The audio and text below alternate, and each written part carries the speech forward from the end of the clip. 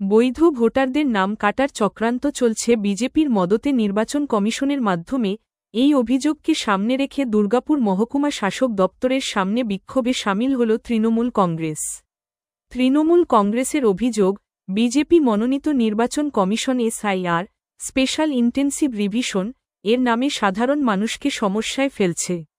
এক পরিবারের 5 বা 6 জন ছেলে থাকলে পরিকল্পিতভাবে তাদের নাম ভোটার তালিকা থেকে বাদ দেওয়ার চেষ্টা চলছে বলেও দাবি তৃণমূলের।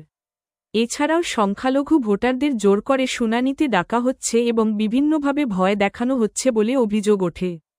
তৃণমূল নেতাদের দাবি, এই পুরো প্রক্রিয়া রাজনৈতিক উদ্দেশ্যপ্রণোদিত এবং ভোটাধিকার হরণের ষড়যন্ত্র। বিক্ষোভকারীদের স্পষ্ট হুঁশিয়ারি, চূড়ান্ত ভোটার তালিকা প্রকাশের পর যদি একজন বৈধ ভোটারের নামও বাদ যায়, তাহলে বৃহত্তর আন্দোলনের পথে হাঁটবে তৃণমূল কংগ্রেস। বিক্ষোভকে কেন্দ্র করে দুর্গাপুর মহকুমা শাসক দপ্তর চত্বরে উত্তেজনা ছড়ালেও পরিস্থিতি সামাল দিতে মোতায়েন রয়েছে বিশাল পুলিশ। কিছু নয়, আমরা নির্বাচন কমিশনের বিরুদ্ধে বলে আসছি, বলবো, কারণ অন্যায়ভাবে যেভাবে মানুষের উপর হয়রানি করছে, SIR এর নাম করে হয়রানি করছে, মানুষের নাম কেড়ে দিচ্ছে। শুধু নাম কেড়ে লাভ মানে ওদের শান্তি হয়নি, এখন ফর্ম 7 নাকি নিয়ে আসবে। এটার বিরুদ্ধে আমাদের প্রতিবাদ।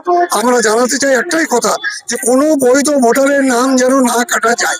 তার জন্য আমাদের যদি আন্দোলন আরো বৃহত্তর করতে হয়, আমরা রাজি আছি, রাস্তায় শুয়ে পড়তে হয় রাজি আছি, যত বড় আন্দোলন করতে করবো।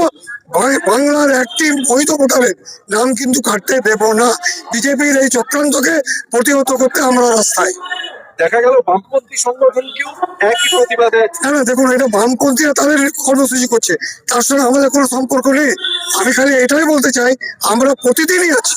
ওরা আজকে এসছে, আমরা প্রতিদিনই আছি, আমরা মানুষের সঙ্গে আছি, মানুষের সঙ্গে ছিলাম, মানুষের সঙ্গে থাকবো।